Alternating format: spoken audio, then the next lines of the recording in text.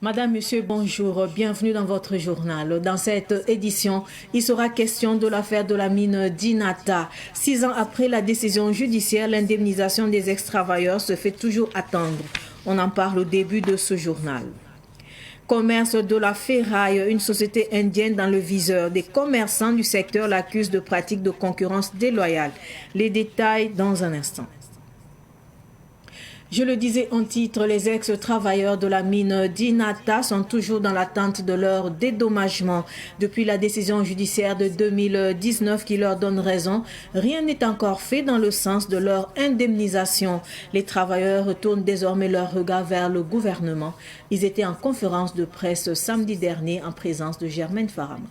Les ex-travailleurs de la mine de Belaouro à Inata, dans le Sahel, victimes de licenciements collectifs et abusifs en 2017, donnent encore de la voix.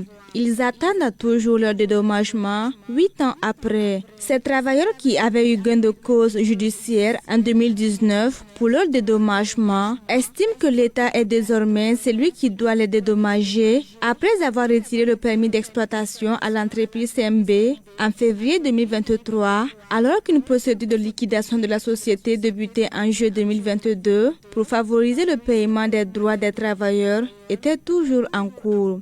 Étant donné que c'est l'État qui a retiré le permis, pendant qu'on était dans une procédure de liquidation, automatiquement c'est l'État qui devient responsable et c'est l'État qui doit prendre ça en charge.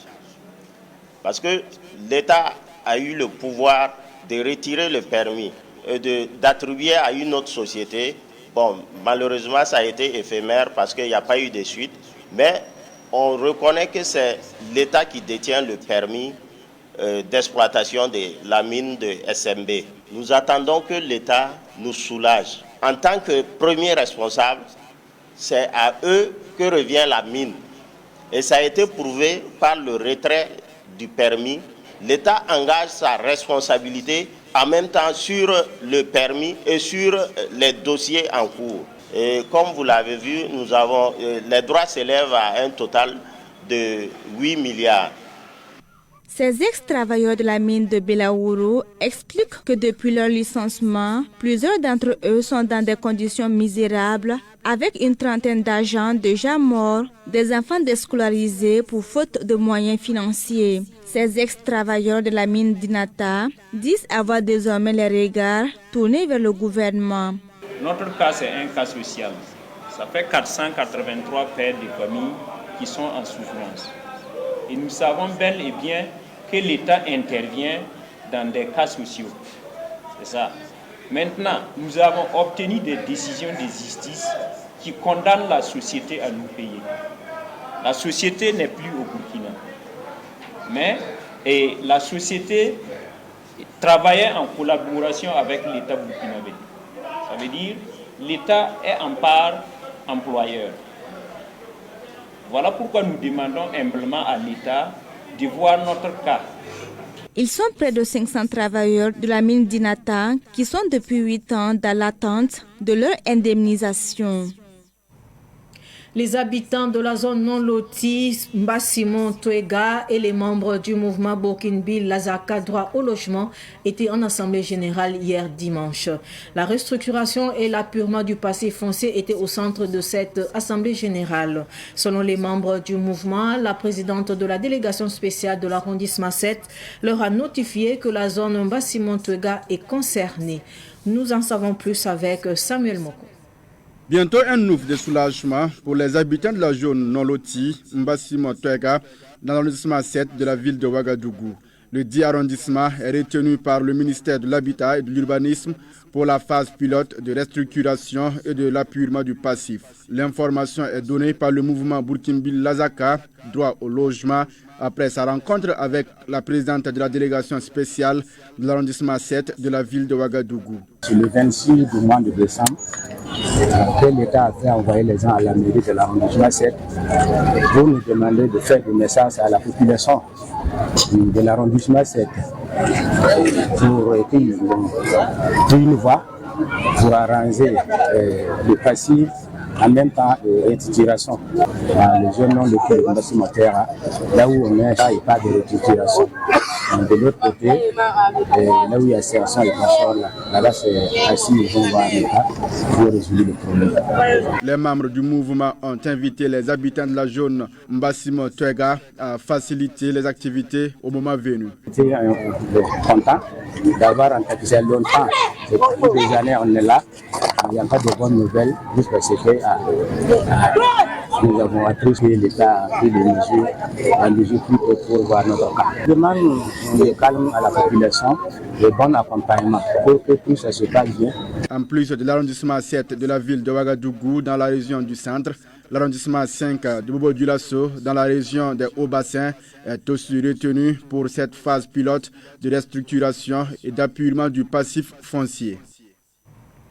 Je le disais également en titre, l'Organisation nationale des commerçants de la ferraille du Burkina Faso a manifesté samedi dernier à Ouagadougou contre une société indienne. Elle dénonce une concurrence déloyale de la part de cette société. La société indienne s'est lancée dans l'achat de la ferraille en détail, ce qui est contraire à la réglementation. Les détails avec Sidiki Cabré. Les acheteurs burkinabés de la ferraille s'indignent contre le non-respect des textes par une société indienne qui commercialise la ferraille. Pour eux, la société indienne fait aussi dans l'achat des ferrailles en détail, chose qui est contraire aux textes. Nous avons des difficultés avec les Indiens parce qu'il y a un moment, quand ils sont venus au Burkina, ils payaient en gros. Mais nous avons remarqué que depuis des années, ils ne veulent même pas payer en gros, c'est les détails. Ils payent les cuivres, les bronzes, l'aluminium, les zinc, si vous avez remarqué, les fers, isés, ainsi de suite. Donc il y a jusqu'à 13 matières. Si on parle de ferraille, ce n'est pas les fers seulement. Il y a jusqu'à 13 matières. Donc toutes ces 13 matières-là, ils sont là en train de payer. Maintenant en clandestin. Voilà, ça veut dire en clandestin, bon, normalement, ils devraient payer en gros avec nous. Et puis envoyer ailleurs. Mais maintenant, ce n'est pas ce qu'ils font. Les commerçants burkinabés disent opter pour la fermeture de la société indienne pour exiger le respect des textes qui régissent le monde du commerce au Burkina Faso. Nous avons demandé à ce qu'ils ferment leurs magasins jusqu'à nouvel ordre. Parce qu'on a sensibilisé plusieurs fois et puis ils n'ont pas écouté. Donc à partir d'aujourd'hui, nous allons fermer leurs magasins jusqu'à nouvel ordre. Si vous avez remarqué, vous voyez qu'il y a pompe bascule. Et puis rien n'est écrit. Qu'est-ce que pour même qu'ils sont en règle vis-à-vis. Et puis nous sommes vraiment découragés. Nous qui payons les impôts hautes là, on n'arrive plus à travailler. Toutefois, les commerçants de la ferraille disent compter sur les autorités pour contraindre la partie indienne au respect des textes. Parlons à présent de lutte contre le chômage. La lutte contre le chômage est l'un des objectifs majeurs de El Hadj Oumarou Ouedraogo qui s'investit dans le domaine de l'automobile. Il vient d'ouvrir son deuxième garage à Ouagadougou dans le quartier Tampoui. L'ouverture du garage est intervenue hier dimanche. Plus de précision avec Madinatou Ouedraogo. Après Koura, dans la région de la boucle de Mouhoun, c'est au tour du quartier Tampoui de Ouagadougou d'accueillir le garage Wen Lagouda. Cette entreprise qui emploie déjà une dizaine de personnes propose divers services à ses clients. Différents services au garage professionnel Auto Wen Lagouda. Nous avons le service de tôlerie et peinture, assistance automatique. Nous avons le service de la climatisation. Nous avons le service de montage des pneus, épalisme, équilibrage. Et nous avons le service de diagnostic et réparation des différents pannes électroniques et composants électroniques. Au garage professionnel Auto Lagouda, nous disposons de matériels sophistiqués, des matériels de dernière génération, à savoir les ponts élévateurs, les ponts d'équilibrage des roues, ainsi de suite, et quelques matériels. Moumouni Sawadogo, PDS de Poura, a exprimé sa joie à l'occasion de l'ouverture du deuxième garage de El Hadj Oumarou Ouedraogo. Vraiment, c'est un grand plaisir, une très grande joie d'assister à l'ouverture de ce garage. Un garage entièrement réalisé par El Hadj Oumarou Ouedraogo, qui n'est pas sa première fois, l'a déjà fait à Poura. Je crois que ça, c'est un deuxième garage qui vient à point nommé pour vraiment accompagner les usagers qui sont en quête de réparation et d'entretien de leur véhicule. Le garage dispose également d'une boutique de vente de pièces détachées automobiles. La coupure de ruban et une visite guidée ont officiellement clôturé cette cérémonie d'ouverture du garage Wenlagunda. De son côté, l'association Ferret a formé 50 femmes de Boissa dans l'arrondissement 7 de Ouagadougou en teinture Cocodonda. Cette formation qui a duré 72 heures s'est achevée le 31 janvier dernier. La remise des attestations de fin de formation a eu lieu hier dimanche à Boissa. Sylvie Nankel y était. Elles sont au nombre de 50, les femmes bénéficiaires de la formation de l'association Ferret en teinture du Cocodonda, Bogola, Batik. Cette initiative de l'association Ferret, qui veut dire la solution, vise à soutenir les femmes démunies. Ferret en Djoula, ça signifie la solution. Ça fait déjà un certain nombre de temps que nous avons essayé de mettre cette association en place pour pouvoir soutenir nos sœurs, nos mères. Si vous regardez le logo de l'association Ferret, il y a une femme qui berce un enfant.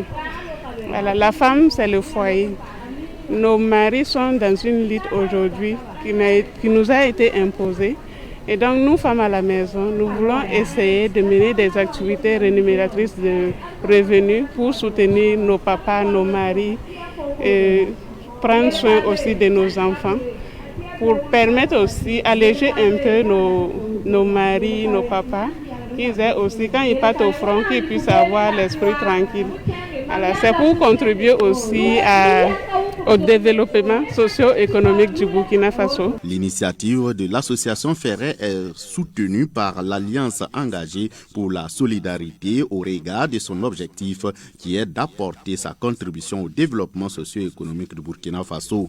Mahamadi Ilboudo, alias Zahir, promet d'accompagner les bénéficiaires de cette formation. Grâce à Alliance engagée pour la solidarité, nous on a une équipe, on a une banque qui est près de nous, qui nous aide avec des femmes qui suivent de ces formations. Donc bientôt, si les femmes sont vraiment réunies, nous on va envoyer le DG, le directeur de la banque, envers les femmes. Ils vont venir causer avec eux et avoir maintenant les besoins de tout chacun. Si c'est le minimum, qui ne va pas demander tellement de gros montants, nous-mêmes on va porter garant pour que les femmes puissent faire un peu et payer peut-être chaque jour ou chaque semaine ou chaque mois. Le parrain, le Marnaba de Boissa, s'est réjoui de cette initiative qui va permettre aux 50 femmes bénéficiaires de s'auto-employer. Signalons que l'association Ferret ne compte pas s'arrêter en si bon chemin selon sa présidente Agaratou Diao. Sur place, elle a offert quelques tissus aux femmes bénéficiaires pour poursuivre leurs activités. Direction la province du San Matenga, la veille citoyenne de Silmidougou dans la commune de Mané, dans le San Matenga inaugure son rond-point. Un rond-point qui porte les photos du chef de l'État, le capitaine Ibrahim Traoré, et du chef de Mané. L'objectif est de manifester la résilience des populations face aux incursions terroristes dans la localité. L'inauguration a eu lieu hier dimanche en présence de Sibli Nankelse et d'Abdoulaye Kinda.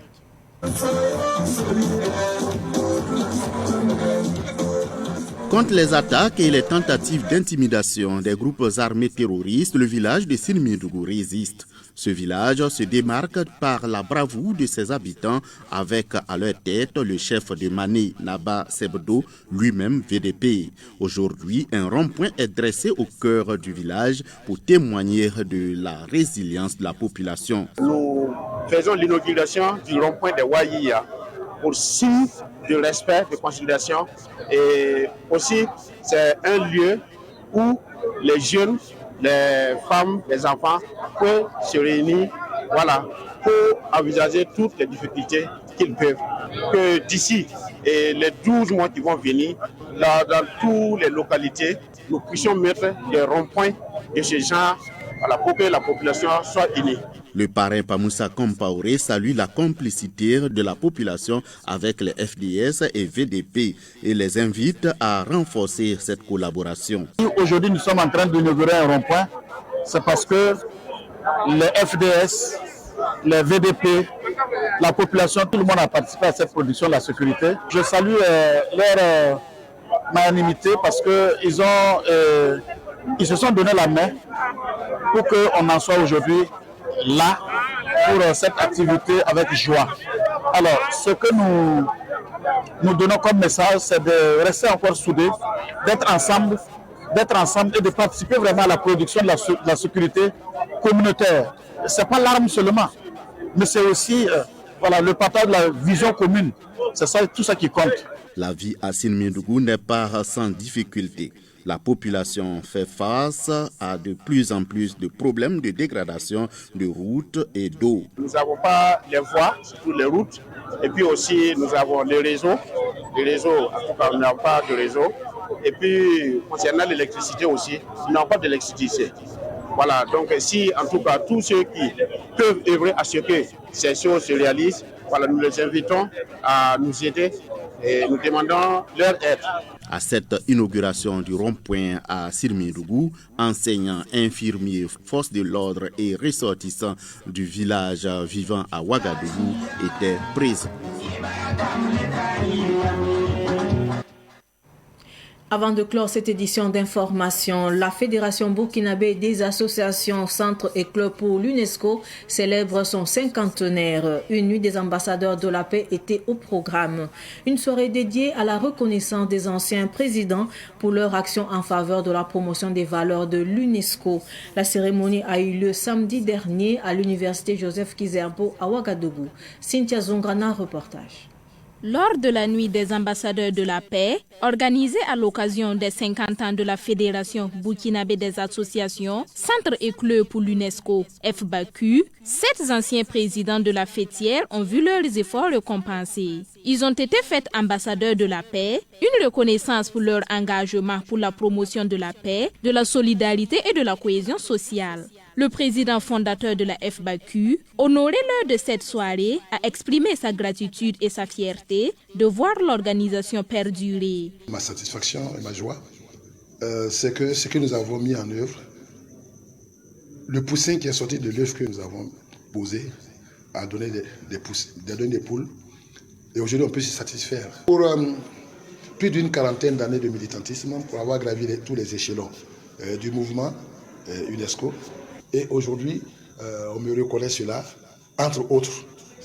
Franchement, c'est une satisfaction totale.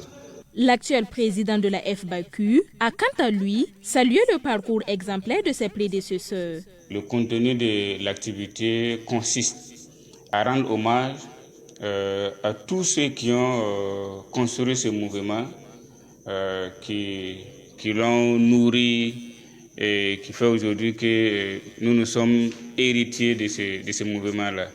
Donc, c'est des certificats de reconnaissance, des trophées qui vont être remis aux différents récipiendaires, ceux que nous avons désignés comme ambassadeurs de la paix.